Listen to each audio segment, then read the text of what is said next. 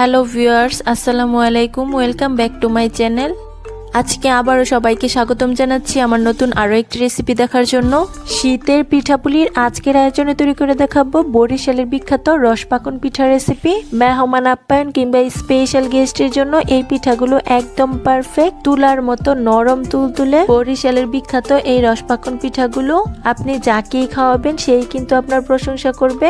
মাত্র 1 কাপ আটা, 1টি ডিম আর ঘরে থাকা অল্প কিছু উপকরণ দিয়ে বরিশালের বিখ্যাত এই রসপাকন পিঠাগুলো তৈরি করে দেখাবো।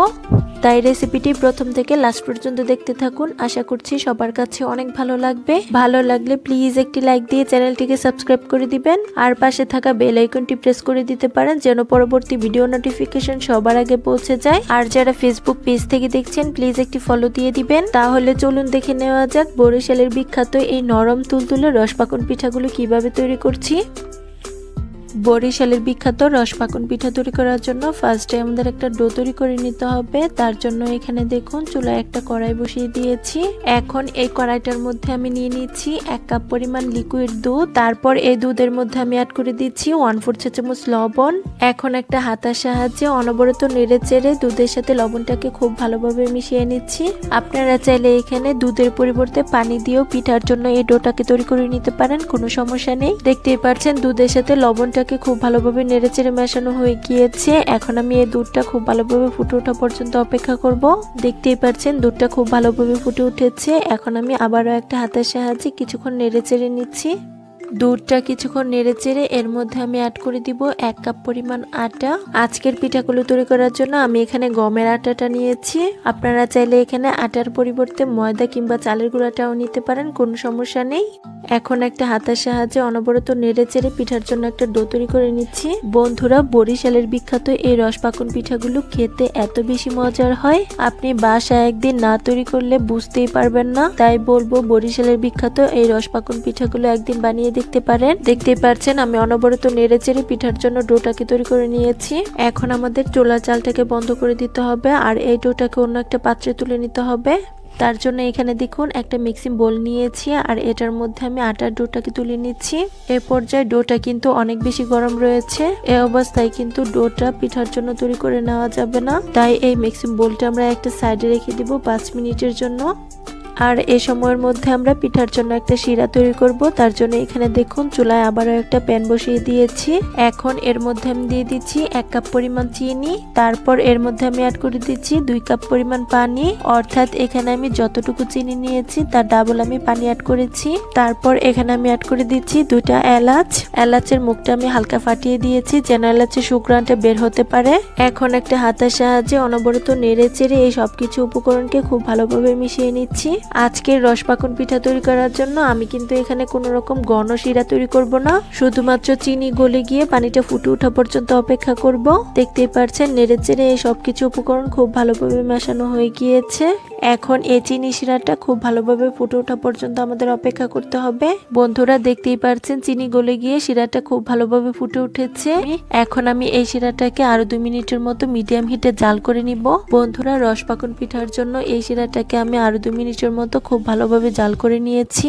এখন চুলার জালটাকে বন্ধ করে দিব আর এই শিরাটাকে একটা সাইডে রেখে দিব। পিঠার জন্য আমাদের একটা ডিম ভেঙে নিতে হবে। তার জন্য এখানে দেখুন একটা ছোট্ট বাটি নিয়েছি। এখন এই বাটিটার মধ্যে এই ডিমটাকে আমি ভেঙে নিয়ে নিচ্ছি। ডিমটা কিন্তু আমাদের অবশ্যই রুম টেম্পারেচারে হতে হবে। অর্থাৎ ডিমটি যদি ফ্রিজে থেকে থাকে তাহলে পিঠা তৈরি করার 30 মিনিট আগে অবশ্যই বের করে নিতে হবে, কেননা ফ্রিজের ডিম দিয়ে কিন্তু পিঠাগুলো একদমই ভালো হবে না। এখন আমি একটা কাঁটা চামচের সাহায্যে এই ডিমটাকে খুব বন্ধুরা, যারা আমার এই ভিডিওটি দেখছেন প্লিজ একটি লাইক দিয়ে চ্যানেলটিকে সাবস্ক্রাইব করে দিবেন। আর যারা ফেসবুক পেজ থেকে দেখছেন প্লিজ একটি ফলো দিয়ে দিবেন। আর আমার অনেক বন্ধুরাই আছেন যারা ভিডিও দেখেন কিন্তু লাইক দিতে ভুলে যান, প্লিজ একটি লাইক দিয়ে দিবেন। দেখতেই পাচ্ছেন কাঁটা চামচের সাহায্যে ডিমটা আমাদের খুব ভালোভাবে ফেটিয়ে নেওয়া হয়ে গিয়েছে। এখন এই বাটিটাকে একটা সাইডে রেখে দিব। আর এখানে দেখুন আমরা যে আগে আটার ডোটাকে তৈরি করে রেখেছিলাম এটা কিন্তু এখন অনেকটাই ঠান্ডা হয়ে গিয়েছে, তবে পুরোপুরি কিন্তু ঠান্ডা হয়নি, হালকা কুসুম গরম অবস্থায় আছে। এখন এর মধ্যে আমি অ্যাড করে দিব আমরা যে আগে ডিমটা ভেঙে রেখেছিলাম সেটাকে। তবে সম্পূর্ণ ডিম কিন্তু একবারে দেওয়া যাবে না, প্রথমে বেশি পরিমাণ ডিম অ্যাড করে ফেললে ডোটা কিন্তু লুজ হয়ে যাওয়ার সম্ভাবনা থাকবে। তাই আমাদের অল্প অল্প করে অ্যাড করতে হবে। আর পিঠার জন্য এই ডোটাকে তৈরি করে নিতে হবে। এখন আমি হাত দিয়ে খুব ভালোভাবে অনবরত মধ্যে পিঠার জন্য মসৃণ একটা ডো তৈরি করে নিব। পিঠার এই ডোটা যত মসৃণ ভাবে তৈরি করা যাবে পিঠাগুলো কিন্তু ততটাই সুন্দর হবে। অনেক সময় পিঠাগুলো রসে দেওয়ার পর ভেঙে যায়, তার মূল কারণ হলো রসপাকন পিঠার ডোটা পারফেক্ট ভাবে তৈরি করতে না পারা। দেখতে পাচ্ছেন আমি অল্প অল্প করে ডিম এড করে হাত দিয়ে মথে খুব ভালোভাবে পিঠার জন্য ডোটাকে তৈরি করে নিচ্ছি। ডোটা মথে নেওয়ার এ পর্যায়ে যখন হাতের মধ্যে এরকম লেগে আসতে চাইবে তখন আমি এখানে অ্যাড করে দিব 1 টেবিল চামচ রান্নার তেল। আপনারা চাইলে এখানে তেলের পরিবর্তে ঘিও দিতে পারেন, কোনো সমস্যা নেই। এখন আমি আবারও হাত দিয়ে এই ডোটাকে 4 থেকে 5 মিনিট খুব ভালোভাবে মথে নিব। বন্ধুরা, ডোটাকে আমি 4 থেকে 5 মিনিট খুব ভালোভাবে মথে নিয়েছি। পিঠা তৈরি করার জন্য এই ডোটা আমাদের একদম পারফেক্ট ভাবে তৈরি করা হয়ে গিয়েছে। কিভাবে বুঝবেন এই ডোটা আমাদের একদম পারফেক্ট ভাবে তৈরি হয়েছে? তার জন্য এই ডো থেকে ছোট্ট একটা লেচি কেটে হাতের তালুতে গোল শেপ দিলে যদি কোনো রকম ফাটল দেখা না যায় তাহলেই বুঝতে হবে এই ডোটা আমাদের পিঠার জন্য একদম পারফেক্ট ভাবে তৈরি হয়েছে। দেখতেই পাচ্ছেন রসপাকন পিঠা তৈরির জন্য এই ডোটা আমাদের একদম পারফেক্ট ভাবে তৈরি হয়েছে। এখন এই ডোটাকে আমি একটা বোর্ডের উপর নিয়ে নিচ্ছি। রসপাকন পিঠা তৈরি করার জন্য প্রথমে আমাদের শেপ তৈরি করে নিতে হবে। তার জন্য এই ডো থেকে আমি ছোট্ট একটা লেচি কেটে নিচ্ছি। তারপর এই লেচিটাকে বোর্ডের উপর নিয়ে বল শেপ দিয়ে দিচ্ছি। বল শেপ দেওয়া হয়ে গেলে হাতের তালুর সাহায্যে একটু চ্যাপটা করে দিচ্ছি। দেখতেই পাচ্ছেন পিঠার জন্য আমাদের একটি শেপ তৈরি করা হয়ে গিয়েছে। আমি আরো একটি শেপ আপনাদের মাঝে তৈরি করে দেখিয়ে দিচ্ছি। তার জন্য এখান থেকে আমি ছোট্ট একটা লেচি কেটে নিচ্ছি। তারপর এই বল শেপটার দুইটা সাইড চৌকা করে পাতা শেপ দিয়ে দিচ্ছি। দেখতেই পাচ্ছেন আমার আরো একটি শেপ তৈরি করা হয়ে গিয়েছে। একইভাবে এই ডো থেকে আরো কিছু ছোট ছোট লেচি কেটে 4 কোণা শেপ, 3 কোণা শেপ আর গোল শেপ তৈরি করে নিব। বন্ধুরা দেখুন আমার সবগুলো শেপ তৈরি করা হয়ে গিয়েছে। এখন আমাদের এই শেপগুলোর মধ্যে নকশা করে নিতে হবে। তার জন্য প্রথমে আমি গোল শেপটা নিয়ে নিচ্ছি। তারপর এই শেপটার মধ্যে আমি অল্প পরিমাণ তেল লাগিয়ে নিচ্ছি। তেলটা কিন্তু শেপের মধ্যে অবশ্যই লাগিয়ে নিতে হবে, তা না হলে পিঠাগুলো কিন্তু ফেটে যাওয়ার সম্ভাবনা থাকবে। এখন এই গোল শেপটার মধ্যে একটা চাকুর সাহায্যে সাইড দিয়ে দাগ কেটে কেটে ডিজাইন করে দিচ্ছি। দেখতেই পাচ্ছেন চাকু দিয়ে দাগ কেটে কেটে সাইডটা ডিজাইন করা হয়ে গিয়েছে। এখন চাকুর মাথার সাইডটা দিয়ে এই পিঠার উপরটাতে ডিজাইন করে দিচ্ছি। উপরটা ডিজাইন করা হয়ে গেলে মাঝখানে একটা কাঠির সাহায্যে একটু ছিদ্র করে ডিজাইন করে দিচ্ছি। দেখুন বন্ধুরা পিঠাটা দেখতে কি অসম্ভব কিউট হয়েছে। এখন আমি এই পিঠাটাকে একটা সাইডে রেখে দিব। এখন আমি একটা পাতা শেপের ডিজাইন তৈরি করব। তার জন্য প্রথমে এই পাতা শেপটার সাইডটাতে চাকুর সাহায্যে ডিজাইন করে নিচ্ছি। এই ডিজাইনটা তৈরি করা কিন্তু খুবই সহজ, যে কেউ একবার দেখলেই পারবে। সাইডটা ডিজাইন করা হয়ে গেলে এখন আমি এই পিঠাটার মাঝখানেও একটা কাঠির সাহায্যে ছিদ্র করে ডিজাইন করে নিচ্ছি। বন্ধুরা দেখতেই পারছেন এই পিঠাটাও দেখতে কি অসম্ভব সুন্দর হয়েছে। বন্ধুরা অনেকেই কিন্তু বলে থাকেন এই রসপাকন পিঠাগুলো বানাতে গেলে হয় না, রসে ডুবানোর পরও পিঠাগুলো শক্ত থেকে যায়। তাই বলবো আমার আজকের recipe A to Z follow করুন, তাহলে বাচ্চা থেকে বড় যে কেউ পারফেক্ট রসপাকন পিঠা তৈরি করতে পারবে। বন্ধুরা অসম্ভব সুন্দর দেখতে এই রসপাকন পিঠাগুলো নতুন জামাই আপ্যায়ন কিংবা স্পেশাল মেহমানের জন্য খুব কম সময়ে তৈরি করে পরিবেশন করতে পারেন। দেখবেন পিঠা দেখে আগে প্রশংসা করবে, তারপর খাবে। এতটাই সুস্বাদু হয় বরিশালের বিখ্যাত এই রসপাকন পিঠাগুলো। বন্ধুরা দেখুন আমি চাকু দিয়ে আরো একটি পাতা শেপের পিঠা তৈরি করে নিয়েছি। বন্ধুরা যারা আমার এই ভিডিওটি দেখছেন প্লিজ একটি লাইক দিয়ে চ্যানেলটিকে সাবস্ক্রাইব করে দিবেন। আর যারা ফেসবুক পেজ থেকে দেখছেন প্লিজ একটি ফলো দিয়ে দিবেন। আর আমার অনেক বন্ধুরাই আছেন যারা ভিডিও দেখেন কিন্তু লাইক দিতে ভুলে যান, প্লিজ একটি লাইক দিয়ে দিবেন। বন্ধুরা অনেকেই আছেন এই পিঠাগুলো চামিচের সাহায্যেও কিন্তু তৈরি করে থাকেন। এভাবেও কিন্তু পিঠাগুলো খুব সহজে তৈরি করে নেওয়া যায়। আসলে পাকন পিঠার ডিজাইন তৈরিতে বলে বোঝানোর মতো কিছুই নেই, পিঠার ডিজাইনগুলো শুধু দেখেই কিন্তু বুঝে নিতে হয়। আর এখানে দেখুন আমি একটা 4 কোণা শেপ নিয়েছি। তারপর এটার মধ্যে আমি চাকুর সাহায্যে সাইড দিয়ে দাগ কেটে কেটে ফুলের শেপ দিয়ে ডিজাইন করে নিচ্ছি। বন্ধুরা দেখুন এই পিঠাটাও দেখতে কি অসম্ভব সুন্দর হয়েছে। আর এভাবে আমি আরো কিছু পিঠার ডিজাইন তৈরি করে নিব। আপনারা যদি আরো সুন্দর সুন্দর নকশি পিঠার ডিজাইন তৈরি করতে চান তাহলে কিন্তু আমার ইউটিউব চ্যানেলটাকে ভিজিট করতে পারেন। আর সেখানে আমি অনেক রকমের পাকন পিঠা নকশি পিঠার ডিজাইন শেয়ার করেছি। বন্ধুরা আমার সবগুলো পিঠার ডিজাইন তৈরি করা হয়ে গিয়েছে। এখন আমরা এই পিঠাগুলোকে ভাজতে চলে যাব। তার জন্য পিঠাগুলোকে প্রথমে একটা প্লেটে নিয়ে নিচ্ছি। বন্ধুরা দেখুন আমার সবগুলো পিঠা প্লেটে নিয়ে নেওয়া হয়ে গিয়েছে। এখন আমরা এই পিঠাগুলোকে ভাজতে চলে যাব। তার জন্য এখানে দেখুন চুলায় একটা কড়াই বসিয়ে দিয়েছি। এখন এর মধ্যে আমি পর্যাপ্ত পরিমাণ তেল দিয়ে দিচ্ছি। তেলটা যখন খুব ভালোভাবে গরম হয়ে যাবে এর মধ্যে আমি একে একে পিঠাগুলো ছেড়ে দিচ্ছি। সবগুলো পিঠা একবারে ভাজা যাবে না, আমাদের দুই ব্যাচে পিঠাগুলোকে ভেজে নিতে হবে। আর এ পর্যায়ে কিন্তু আমাদের চুলার আঁচটা অবশ্যই মিডিয়ামে রাখতে হবে। অতিরিক্ত জালে পিঠাগুলো ভাজলে পিঠাগুলোর উপরটা কালার চলে আসবে কিন্তু ভিতরটা কাঁচা থেকে যাবে। পিঠাগুলোর একটি সাইড হয়ে গেলে আমি পিঠাগুলোকে একটা হাতের সাহায্যে উল্টে দিব আর উল্টে পাল্টে এই পিঠাগুলোকে আমি গোল্ডেন ব্রাউন কালার করে ভেজে নিব। তবে পিঠাগুলোকে কিন্তু অতিরিক্ত ভেজে কড়া করে ফেলা যাবে না, তাহলে কিন্তু পিঠাগুলোর মধ্যে শিরা ঢুকবে না। দেখতেই পাচ্ছেন আমি পিঠাগুলোকে উল্টে পাল্টে খুব ভালোভাবে ভেজে নিয়েছি। আর এখন কিন্তু পিঠার মধ্যে খুব সুন্দর একটা কালারও চলে এসেছে। এখন আমরা এই পিঠাগুলোকে তেল থেকে তুলে নিব। তার জন্য একটা ছাঁকনির সাহায্যে পিঠাগুলোকে খুব ভালোভাবে তেল ছড়িয়ে তুলে নিচ্ছি। আর একই প্রসেসে বাকি পিঠাগুলো আমরা তেলের মধ্যে ভেজে নিব। বন্ধুরা, আমার সবগুলো পিঠা তেলের মধ্যে ভাজা হয়ে গিয়েছে। এখন আমরা এই পিঠাগুলোকে শিরাতে ডুবিয়ে দিব। তার জন্য এখানে দেখুন আমরা যে আগে শিরাটা তৈরি করে রেখেছিলাম এটা একটু হালকা ঠান্ডা হয়ে গিয়েছিল। শিরাটাকে আমি আবারও একটু গরম করে নিয়েছি। এখন আমি এর মধ্যে পিঠাগুলো ছেড়ে দিচ্ছি। সবগুলো পিঠা শিরার মধ্যে দেওয়া হয়ে গেলে একটা ঢাকনা দিয়ে ঢেকে দিচ্ছি 3 থেকে 4 ঘন্টার জন্য। এই পিঠাগুলো সাধারণত রাতে বানিয়ে শিরাতে ডুবিয়ে রাখলে সকালে অনেক সুন্দর হয়। ফিরে এলাম 4 ঘন্টা পর। এখন আমি ঢাকনাটাকে তুলে নিচ্ছি।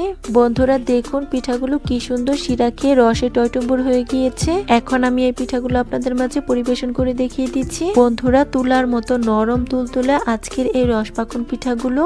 এই রসপাকুন পিঠাগুলো একবার খেলে মুখে স্বাদ লেগে থাকবে। মুখে দেওয়া মাত্রই কিন্তু মিলিয়ে গিয়েছে।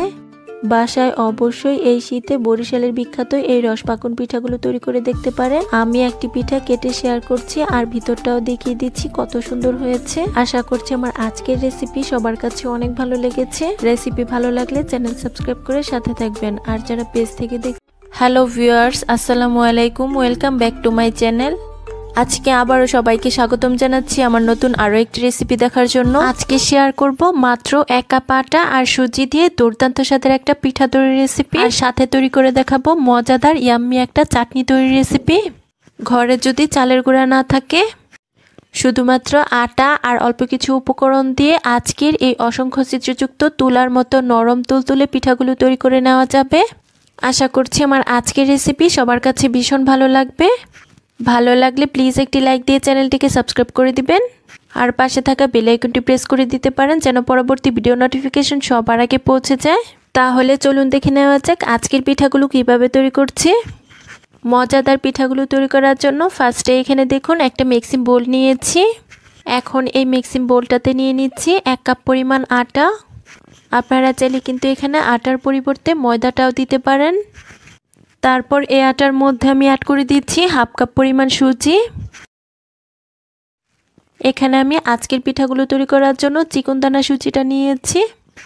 আপনাদের হাতের কাছে যদি এটা না থাকে তাহলে মোটা দানা সুজিটাকে হালকা ব্লেন্ডারে গুঁড়ো করে নিতে হবে। এরপর এর মধ্যে আমি অ্যাড করে দিচ্ছি 1/2 চা চামচ লবণ বা স্বাদ অনুযায়ী।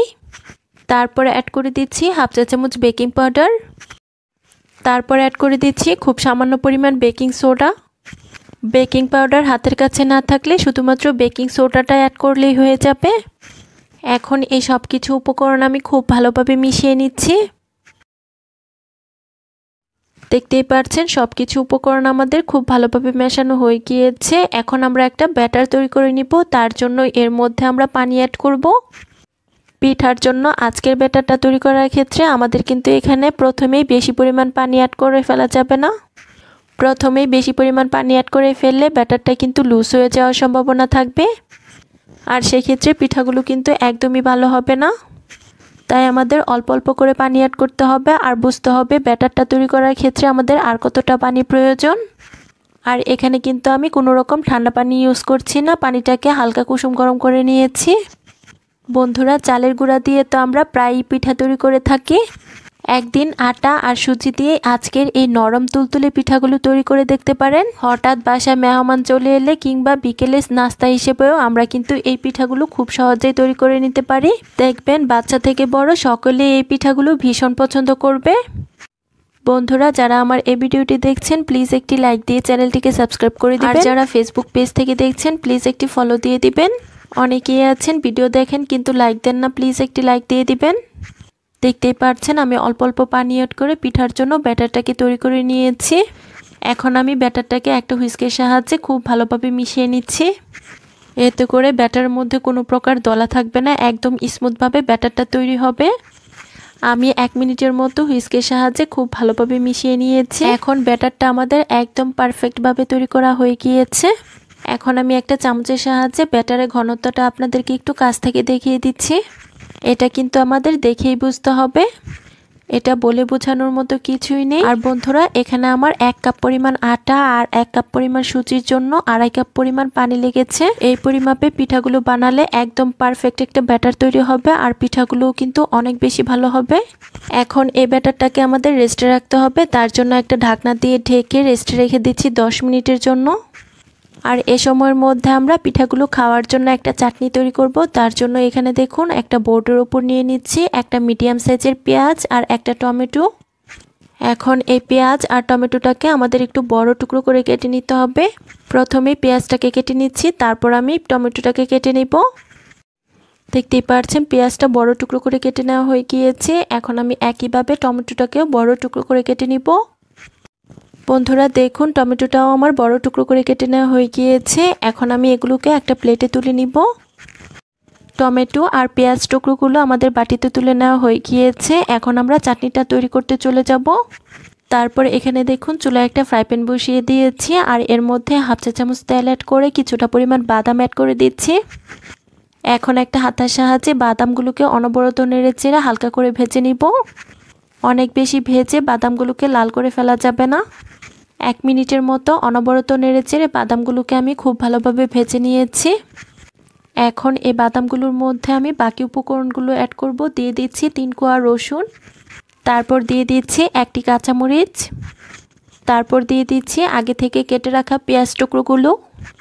এখন আবারও একটা হাতার সাহায্যে অনবরত নেড়েচেড়ে এগুলোকে বাদামের সাথে খুব ভালোভাবে ভেজে নিব।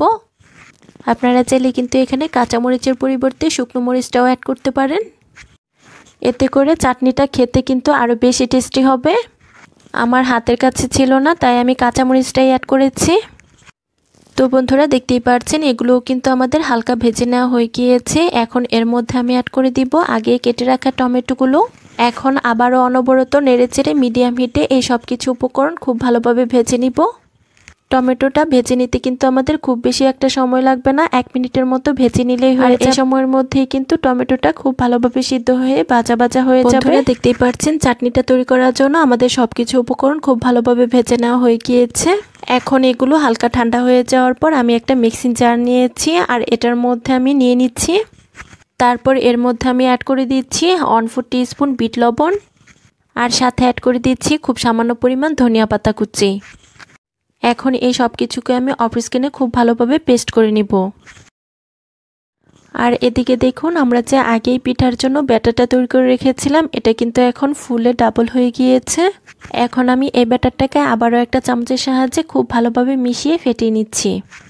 যেহেতু এখানে সুজি অ্যাড করা হয়েছে, তাই আমাদের কিন্তু এই পিঠাগুলো বানানোর ক্ষেত্রে ব্যাটারটা অবশ্যই কিন্তু রেস্টে রাখতে হবে, তাহলেই কিন্তু পিঠাগুলো অনেক বেশি নরম তুলতুলে পারফেক্ট হবে।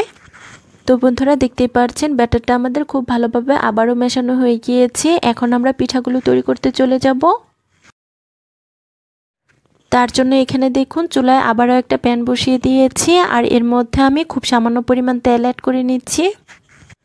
তারপর আমি একটা টিস্যু পেপারের সাহায্যে তেলটাকে খুব ভালোভাবে মুছে নিচ্ছি।